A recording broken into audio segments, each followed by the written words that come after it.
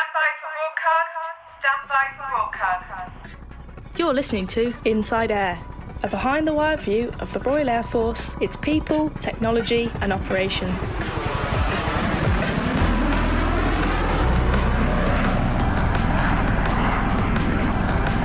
Hello, I'm Squadron Leader Peter Lisney, and in this episode we're off to NATO's Allied Air Command in Germany to talk air and space power. We actually were very good at a number of the things that ACE is making us, in a way, if not rediscover, perhaps reimagine and redevelop. I think one of the things we've found over that last 3 decades of peace is we've kind of disinvested in equipment, and perhaps we've disinvested a little bit in our thinking. There was no point in having a sort of air show air force. You've got to be ready to turn up and do the difficult stuff. And I think the air operating concept is very much in that place. Also, in this episode, we'll reheat a few stories, just in case you missed them, and we'll be finding out who is under the hat this week. And what's your proudest moment in the RAF? Probably getting my first service medal, just because I went from having none to 3 in 1 year. Find out who is under the hat at the end of this episode. Now, the Deputy Commander of NATO's Allied Air Command is the RAF's Air Marshal Johnny Stringer. Inside Air's Flight Lieutenant Amy Casey went to Ramstein Air Base in Germany to ask, are today's NATO air defences enough? And are we ready to fly and fight? I'm Air Marshal Johnny Stringer. I've been the Deputy Commander for NATO Allied Air Command in Ramstein, Germany since August 22. Okay. Tell me a little bit about what you're currently doing in your NATO role. NATO Air Command effectively oversees the air power contribution to the defence of Europe and the North Atlantic. Also worth noting that at Ramstein we're also home for NATO's space component with the NATO Space Operations Centre. The most obvious one is 24/7, the integrated air and missile defence for Europe and North Atlantic, obviously including the UK as well. And more broadly, we look at what's required to provide the most effective deterrence we can in defence of all 32 NATO nations, from the top of the Kola Peninsula up in northern Norway, right down to Turkey's eastern border with Iran. Now, there is much conversation about airspaces across the UK and Europe with our NATO allies at the minute, controlling them. Are we doing enough to keep that control? Yeah, I think we are. But let me flesh that out a bit. We've enjoyed, since the end of the Cold War, a period of peace and security in Europe, which really we hadn't had pretty much for decades, if not centuries beforehand. And sadly, with Russia's invasion of sovereign Ukraine, we're no longer in that place. So air defence exercised at the moment through the air policing mission, which is part of NATO's integrated air and missile defence system, is an absolutely key element of what NATO as an alliance does for its nations. And of course, like just about all NATO capability, that is provided by the nations themselves. So the air forces or air arms of 32 nations all support that mission. And of course, RAF folk back home will know, and many of them, of course, are absolutely involved and engaged in both our own national air policing, but the contribution that makes to NATO as well, with intercepts of things like Russian Bear and Blackjack aircraft off the coasts of the UK. So back to Europe, and is it doing enough? Well, one of the things which those 30 years allowed us to do was make choices, really, at the national level and as multinational organisations. And I think what it is fair to say is that after the 30 years or so of peace that followed the end of the Cold War, Europe is no longer at peace. So one of the things which very much occupies me and my boss and the team here is how we maximise and optimise the air power contribution for defence and deterrence in Europe. So looking at where we deploy aircraft and forces, whether that is Baltic air policing up in the north of NATO, whether it's the air policing down in and around nations such as Romania, getting that lay down of forces to provide not just a credible deterrent, but absolute continuous messaging to Russia, and to make sure that our airspace is policed 24/7 is hugely important to us. Like just about anything you look at, you could probably say you can always do more. And I think one of the things we've found over that last 3 decades of peace is we've kind of disinvested in equipment, and perhaps we've disinvested a little bit in our thinking. And you see the threat that we face has evolved considerably. And in fact, if you look over the last 10 years, the sheer span now of weaponised, commercially bought drones at one end of a spectrum through to air-launched ballistic missiles at the other means that that thinking, that conceptual reinvestment is really important to us. And it's one of the key things we're looking at here at Ramstein. I just want to dig into that a little bit. When you say disinvested in our thinking, can you expand on that, please? Well, when you're short of the kind of threat that we faced from the end of 1945, really, right up to the end of the 1980s, you don't necessarily have that kind of day in, day out focus on being ready to go at a moment's notice, because the threat that you were designed and you built and structured your forces against now looks a bit different. And I think it's also worth reflecting that for almost 20 years or so, a lot of Western nations, very much including the UK, were engaged on counterinsurgency campaigns, of which Afghanistan would be the most obvious. And those campaigns do not drive necessarily the sort of policy thinking and how that translates down to military capability that you would previously have worried about when you were very much focused on an adversary who could move at very short notice. And sadly now we're back there, as I guess my ultimate NATO boss on the military side, the Supreme Allied Commander Europe, would say, no matter really what happens in Ukraine, Russia is going to be angry with the West. And Russia is going to be difficult, and that's going to be for at least a decade or so. And therefore, we're going to have to configure ourselves, think about what that means in terms of how we deter, right through to how our forces, apologies to use a sort of great military term, but how our forces are postured or organised, right through to how we train and the missions which we need to be really good at. And that landscape looks a lot different in 2024 than it did in 1994. That's really interesting, sir. Which brings me nicely to ACE. I want to touch on Agile combat employment. It's a buzzword amongst all of our armed forces at the minute. Now, you've seen combat, you've been part of operations and military strategy for a long time. And as we see changes in our aeropsy into the ACE concept, what benefits, first of all, do you feel have been developed? I think the most important thing in the aeropsy is how it reflects, and it rather builds, I guess, on the previous sort of question, really, or my thoughts, how it builds the sense of a service being consistently operational and in a way that we've not had to think about for some time. I very much welcome the sense of the need to fly, fight and win. There is no point in having a sort of air show air force. You got to be ready to turn up and do the difficult stuff. And I think the air operating concept is very much in that place. Sort of key themes, really, like agility, the ability to operate at pace, and really the outthink, the outperform, the out-supply, the out-everything any possible adversary is absolutely right. Because if you can do all of those things consistently and continually in relative peacetime when you're not in crisis and, God forbid, conflict, then that goes a very long way to deterring an opponent anyway, because they recognise that they will come second if they wish to push anything.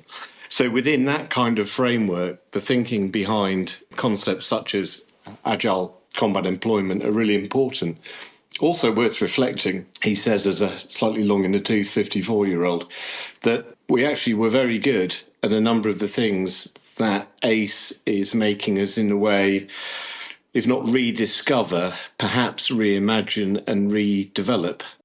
I remember on my first tour flying Jaguars in the early 90s, flying across to Denmark off the back of another sortie, landing in one of the bases, and the aircraft being turned round by Danish engineers who I would just basically look over the shoulder off to make sure they were doing everything correctly, and then sign them off as being current again, because they had been initially qualified, and then we kept their qualifications valid through doing things like My Little Landaway, right up to much bigger exercises. So we've been here before, and certainly those folk who may be as old, if not older than me, who might remember the days of the Harrier Force deploying out into strips in and around forests and the pasture land of Germany, will know that ACE, although we would have called it something differently then, was very much in the Air Force's thinking. So as a thing in its own right, and as part of a sort of manifestation of an Air Force that is most definitely focused on its operational capability and capacity, I think it's great. I mean, do you find it frustrating that we lost that capability? I mean, we have to relearn that. Is there frustration there about that? Yeah, it's one of those dodgy F words, really, isn't it? I think that the thing with frustration is there's kind of no point, is there? Because you're not going to reinvent it. It's entirely understandable, a whole bunch of choices that people made over the last 30 years. We are now in a fundamentally different place. And I kind of would say this as a history graduate, but you can learn a lot from your past, the good as well as the bad, and use it as pointers to things, as I said, that you might want to rediscover, or equally things that you might not want to do. But I think it's also worth reflecting on those things that are truisms, actually, which very much predate the Cold War and really go back to the genesis, the start of military air power. And one of them that you're seeing play out daily in Ukraine is the importance of air superiority. You know, it's kind of the birthright of air forces. That's pretty much why you had independent air arms, not the only reason, but certainly the formative one for the Royal Air Force, and therefore being able to ensure that you can gain and then maintain the necessary degree of air superiority if you ever come into a fight, let alone that which you do to routinely deter, is absolutely essential business for us. Again, you know, back to your question, we didn't have to worry too much about that for 3 decades, and now we very much do. And so for those who thought that the future of warfare was all about counterinsurgency, while some of us were trying to go, well, I think it's going to be there, but it's not going to be the sole future. This sadly is kind of saying, yeah, don't try and bet the farm on just one thing. So as we do look to getting our thinking and then right through to procurement into the place it needs to be for a very changed context, I think one of the things we have to watch out for is either betting the farm on a single view of the future, but equally recognising that much as we would like to be good at everything, everywhere, all the time, there are going to have to be choices that are made. That is just the reality of our business.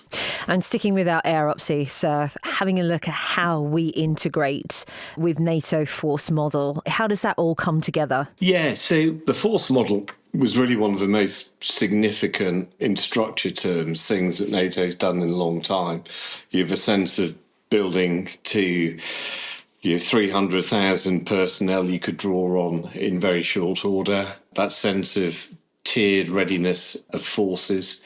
So for those who are not absolutely steeped in the NATO force model, the 3 tiers for us, really the top 2 as air forces most definitely matter, which is 0 to 10 days and then sort of 10 days out to around 30 or so. That's where air forces have always traditionally been in terms of high readiness, ready to go, ready to deploy at significant range and be effective very quickly. It's, frankly, one of the time, speed and distance crunching attributes of air power over the other 2 traditional domains. So you've got that tiering of forces, you've got the number of them, and then the third element is that which a number of folk will remember as the NATO reaction force. The NRF is now the Allied reaction force, the ARF. Again, it's been upgunned in terms of what it could reasonably be expected to go and do. It provides a lot of flexibility and a speedy response option for SACEUR, and a key element of it is provided by NATO's air forces as well. So if you look at what NATO is doing under its NFM, its NATO force model, and then comparing it to the sort of the key elements within the Air Force's air operating concept, you'll see a significant amount of overlap. What is probably also worth saying is how that maps then to the 5 priorities that we've set out as Aircom that we need to generate across all of NATO's air forces. So the first of those 5 is the ability to counter what we would call an adversary's anti-access and area denial systems. So these are typically a combination of things like long-range surface-to-air missiles, coastal defence cruise missiles, and short-range ballistic missiles, all of which are intended to keep NATO's forces at significant range from an area that's under threat, and have also been honed by adversaries who've looked at us and looked at our advantages over the last 30 years in how we're able to warfight, and have sought to nullify them. So it's a really important bit of work for us, because actually if you can't get in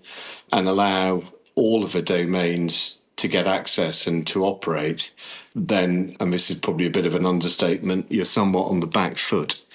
The second priority I touched on with one of your earlier questions, which was what we call integrated air and missile defence, and for the reasons said, that very different threat landscape, the need to counter it. Oh, and by the way, the fact that we're now protecting 32 nations.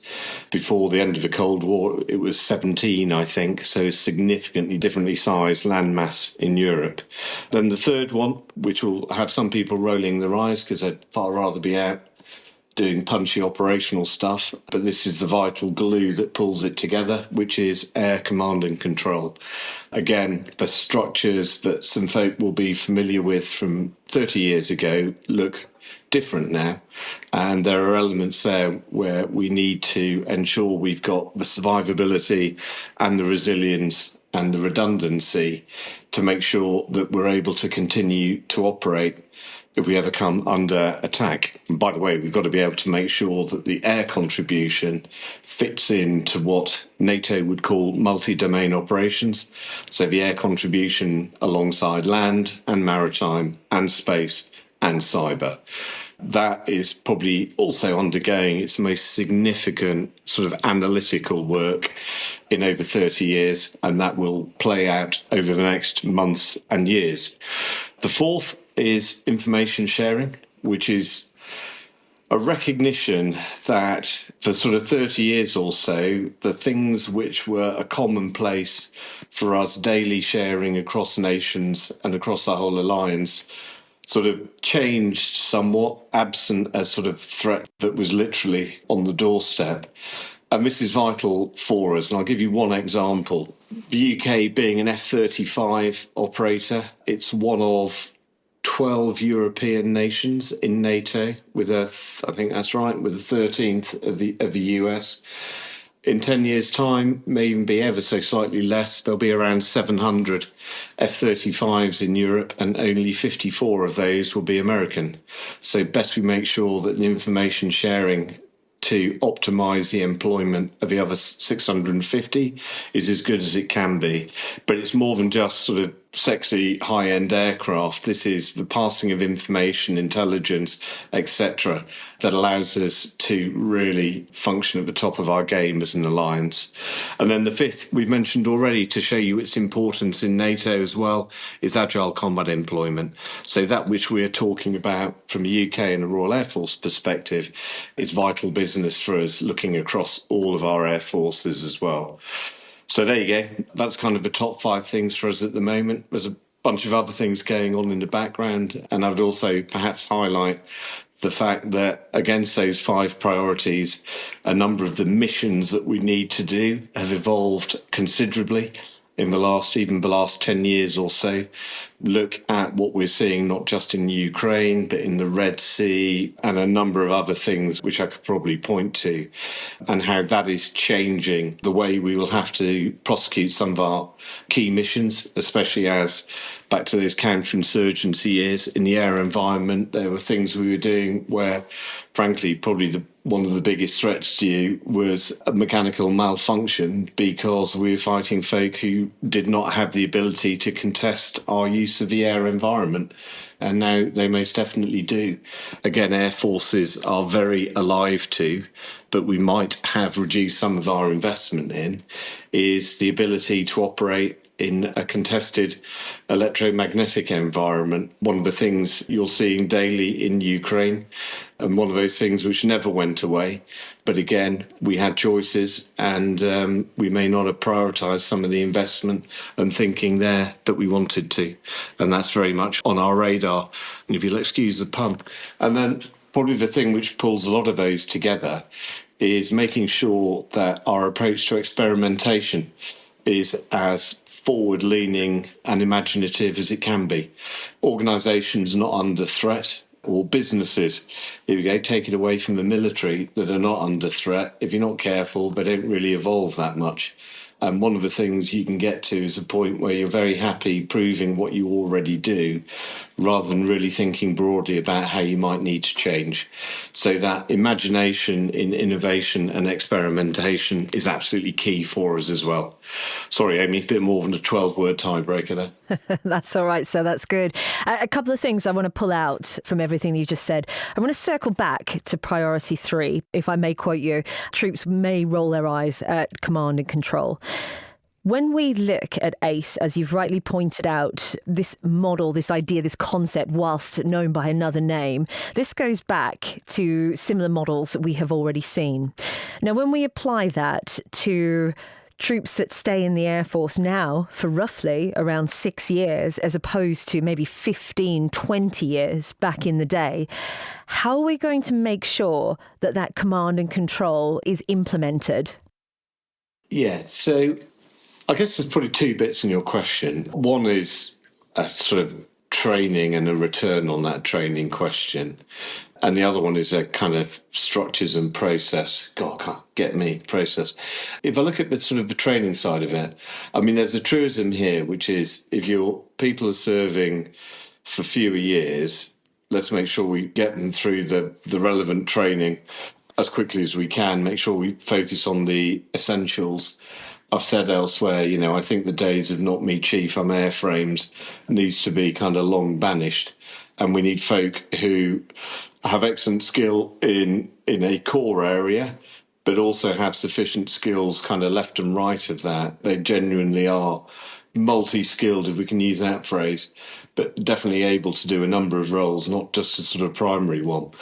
And then the second one, and this is really key, I think, to effective ACE, is how you keep sufficient oversight.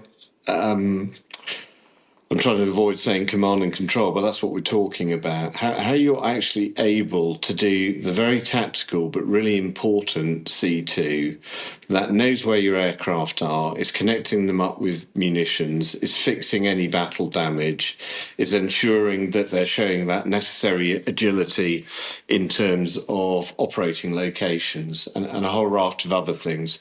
And I was privileged enough to go out to Finland at the end of last year and then Sweden at the beginning of this. And those are 2 nations who always remained in the business of what we would now call agile combat employment.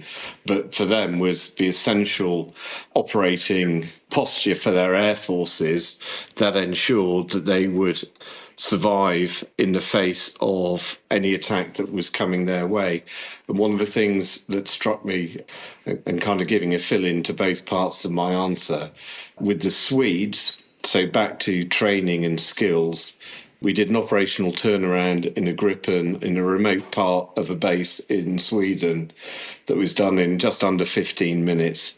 And it was done by a team of 6, of whom only 1 was a regular and 5 were effectively conscripts, but with a very thoughtful and sophisticated approach to conscription, perhaps not the sort of lazy way that sometimes it's seen in the UK. And then the second bit on the C2 of it is looking at how the Finnish Air Force approached this, which again was just deeply impressive. And for both air forces, it's because they'd never got out of that business and they've continued to evolve their approach to it over many decades. And certainly I came home, like all good visits, with my kind of brain fizzing over a number of things which I'd seen and spoken to folk about. So there's some very good stuff that's always been done by other nations out there. You know, we should never be afraid to be a happy magpie and take great ideas from other people. And I think some of the stuff Swedes and Finns, and they're certainly not the only ones, have been doing over many years, gives some really good pointers to us. Okay. I recently chatted with Lieutenant General Kutz from the Luftwaffe, and one of the concerns that he raised was just on the sheer volume of ammunition and making sure that we were stockpiled and we were ready to go should the need arise. Would you concur with those observations? What do you think about that, like our ammunition stores? Well, I'm understandably not going to get drawn into any great specifics, Amy, but I think it's absolutely right that, and by the way, this is a truism in warfare down the centuries, is you've got to make sure that you've attended to all parts of your business. What we've seen in Ukraine is just what modern warfare across, not just the air domain, across all domains, can consume in terms of, in this case, munitions, let alone look at the scale of Russian losses, for example, of tanks and armoured fighting vehicles, just a sheer amount of materiel that, in a way of warfare that, frankly, none of us should ever want to fight, back to the importance of air superiority and what that allows the armed forces of a nation or a coalition to achieve. You are going to have enough stuff. Back to my point on air show air forces, it's all well and good having 1 or 2 things that can fly in front of people. They go ooh and ah at 9G and some smoke, and there's something in the static part. But serious air forces have both the equipment, the platforms, but also the logistics, the spares and the munitions as well. So I think it's a truism across all nations, not just in NATO, who look at, frankly, a nastier and more difficult world at the moment and recognise that they probably do need to increase spares, munitions, etc., because it's both resilience and it's what you're going to have to need if you ever get into a fight. Now, look, you're right on point for Space Command in Ramstein. So let's have a little bit of a chat about the Allies. Are we doing enough? Are we investing enough into the space collaboration? Well, a really short answer where you kind of go, yes. Space is it's just a fascinating domain in its own right.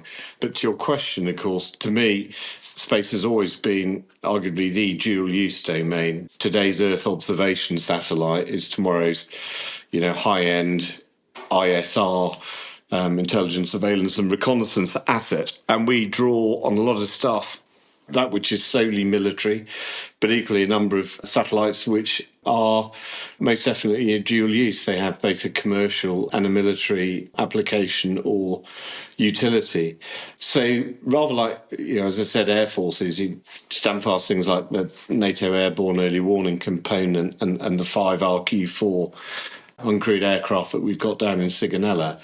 NATO's air forces are a product of the resource in all forms, including aircraft, that the nations put into it. So NATO's space capability is also a product of all of the resources that the nations put into it. What we do at Ramstein with the Space Operations Centre is really leverage the data, products, services that all of those assets that are owned by NATO nations, whether it's companies within them or whether it's militaries themselves.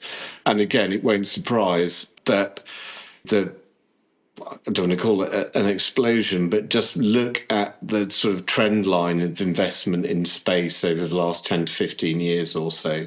And not only is it only going one way, but look at the rate of it as well. So in terms of that which we can draw on now, it is considerable. But that doesn't mean that the space domain itself looks like it did 10, 15, maybe even 5 years ago in areas. So if I kind of expand on that, if you'll allow me, the thing which I think has most changed in space, and that I do worry a little bit that not enough people recognise this, is if you were, fighting out in Afghanistan 15 years ago, you could take as an absolute given your GPS would be working, you'd have satellite communications, you'd have space-based ISR, and all of those things, plus a bunch of other things, were kind of a free good. You didn't have to worry about them. They were always there. That is not the case now, and space is becoming an increasingly contested domain. And certainly one of the things which we are addressing and pushing as a key discussion area, and then of course more than just a discussion area, is how NATO makes sure that it's reacting to that reality of it being a contested domain, what that might actually mean for us to be able to both protect our assets and, if necessary, be kind of more aggressive in the space domain and the various elements of it than people have had to worry about in the past. And I know it sounds a bit blunt, but it's the reality of it. And again, if anybody who's listening has got a spare 5 minutes, just sort of go and Google what our competitors, let alone our adversaries, are up to, and you'll see what I mean and why we have to be serious about this. I mean, when you talk about being more aggressive in that domain, do you foresee in the next 5 to 10 years that space will be weaponized? What are your thoughts on that? Well, I hate to say it, some of our adversaries kind of have, because you don't have to put anything particularly clever that's actually up on orbit. Some of the folk listening will know about anti-satellite tests which nations have done in the last few years, aggressive land-based, so terrestrial systems that can cause non-reversible, there you go, slightly opaque language, effects in space as well.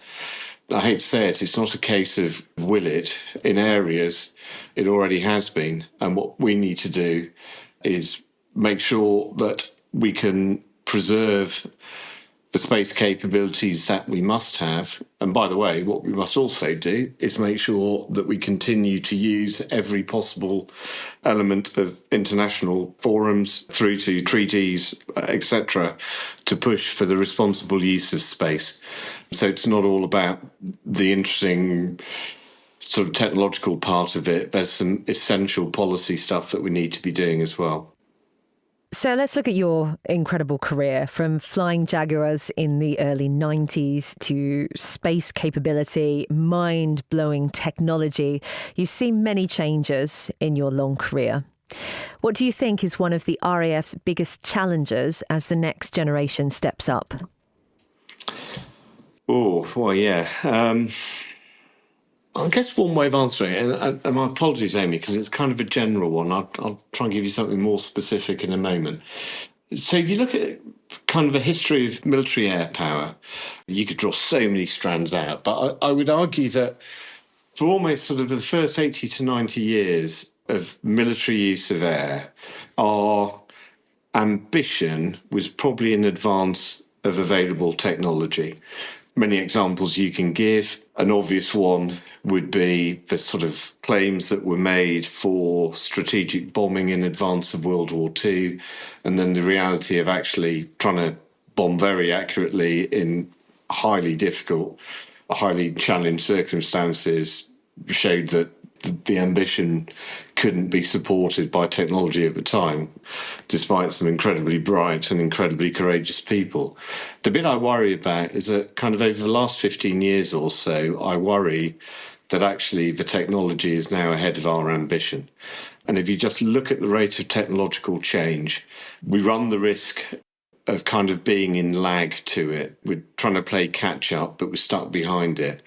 So I think one of the things that's going to be essential for the Air Force is not only its ability to continue to recruit the highest quality individuals that our nation produces, but also the emphasis it's going to place on genuine through career learning and development. And this isn't just being a better pilot or a better engineer or a better loggy. This is being really professionally curious in our business, but also in the technologies which we employ, and also looking around us at the context, the world in which we operate as well. I think, back to those last 30 years, up until kind of Russia finally upended it with its invasion in February 22 of Ukraine, we kind of got very comfortable with a number of things which we were good at. And we need to get ourselves a little more uncomfortable, I think, and we need to make sure that we never stop learning. So I think that's essential. And following on from that, we need to recognise we're going to have a challenge recruiting those very able people and retaining them, because skills and a mindset and an approach that our people have and represent is always going to be in high demand. And that demand, I think, is only going to increase.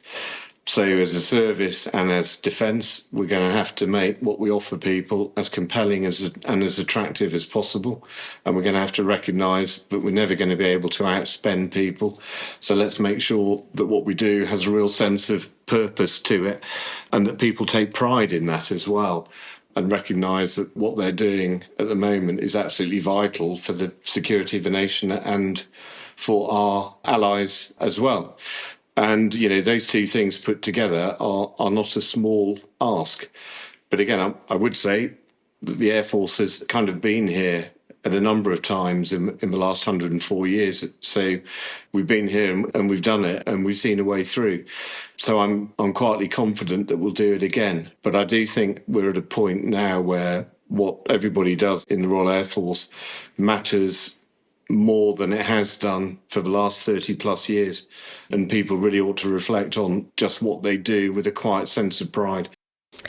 Sir, if you'll indulge me whilst I have your ear and allow me to be, as you say, professionally curious, I just want to ask you a question as a media operator and looking at the role that we play within warfighting. It's not a stretch to say that battles are won in the media. Are we equipped to deal with the constant disinformation that rolls out of Russia and China? Yeah, I think we are. But of course, it's when you say, are we equipped? How do you equip yourself? At one level, apologies, this kind of sound both focused and trite. What a winning combination. But at one level, it's a technical bit. It's how you are able to attribute and rebut very quickly. That capability is really, really important, especially at a time when very sort of crude fake news, fake images, etc., fake imagery gets increasingly sophisticated.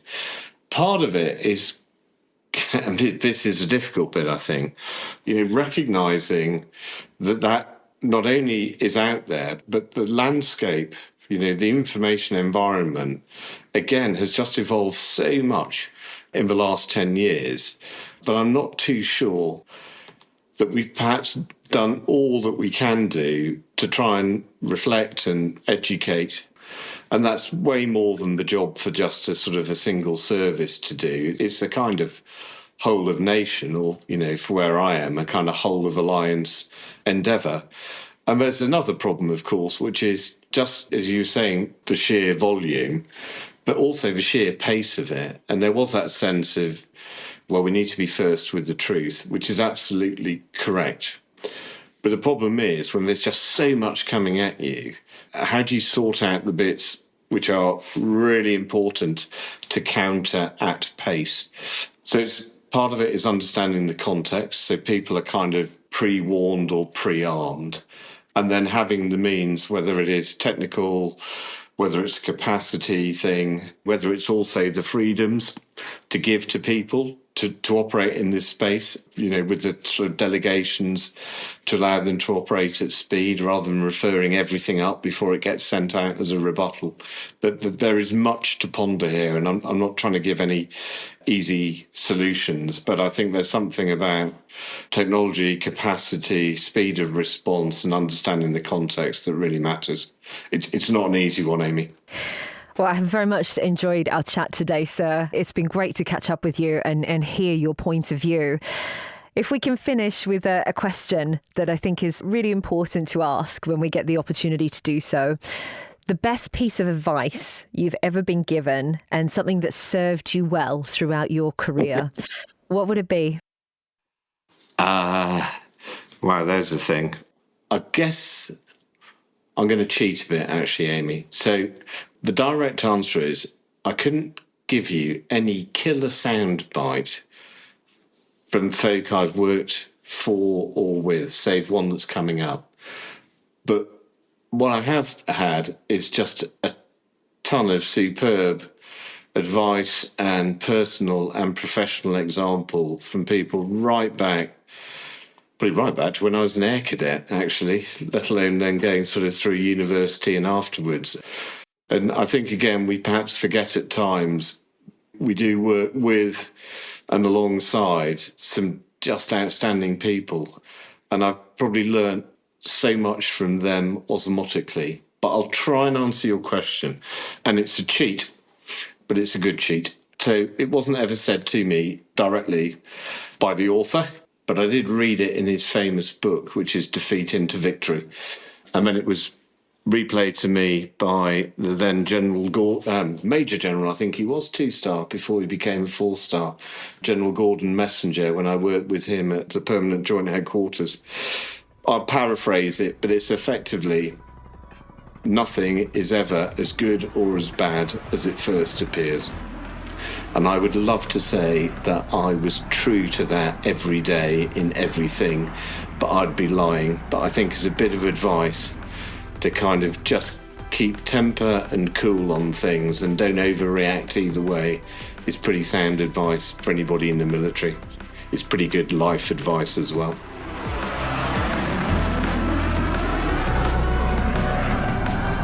Hi, I'm AS1 Emma Cohen, and this is Reheat, where we take a look back at some of the RAF stories you might have missed.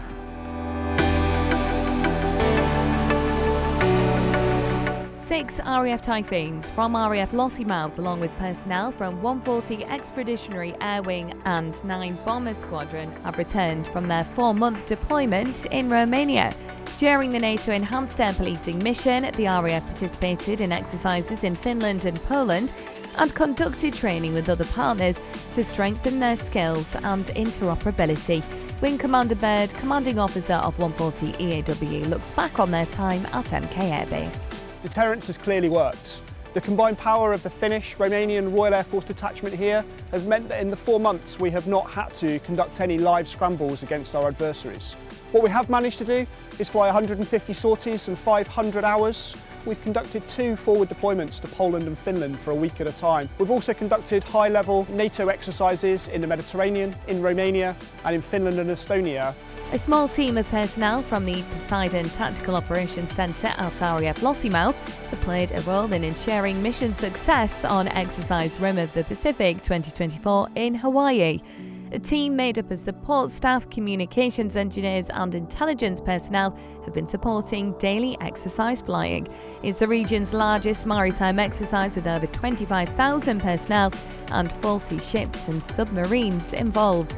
The RAF has begun using a blend of sustainable fuel and jet fuel to power Typhoon fighter jets. The aircraft completed its first public display using the fuel at the Royal International Air Tattoo. And the UK's first Space War Games been held at the Defence Experimentation and Wargaming Hub at Southwick Park in Hampshire, hosted by UK Space Command. The wargame explored how commercial space-based intelligence, surveillance and reconnaissance can work alongside Defence's own space-based ISR capabilities. You're up to date on Reheat. I'm AS1 Ben Russell, and this is Under the Hat, where we get to know an aviator in less than a minute. Name you're known by. I'm Corporal Muir. What's your profession? I'm a survival equipment technician at Odium. What's the best thing about your job? Getting to travel, working on aircraft, so wherever they go, we get good opportunities to travel wherever they're going. Hardest part of your job? Living away from family, so not having an option to be at a base near home. I know you join to kind of get away, but after a time it takes its toll. Best location you've served? The best, probably Norway, like the most enjoyable Norway.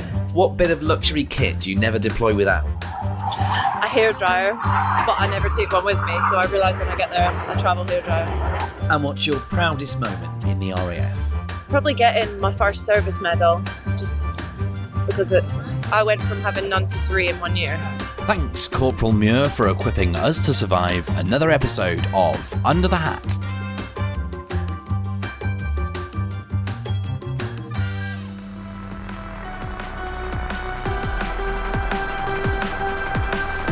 That's all for this episode of Inside Air. Please give us a review and subscribe on your favourite podcast app, and join us again soon. You've been listening to Inside Air, a behind-the-wire view of the Royal Air Force, its people, technology and operations. If you're serving in the RAF and have a story for us, please speak to your unit media and communications officer. Inside Air is written and produced for the Royal Air Force by RAF Media Reserves.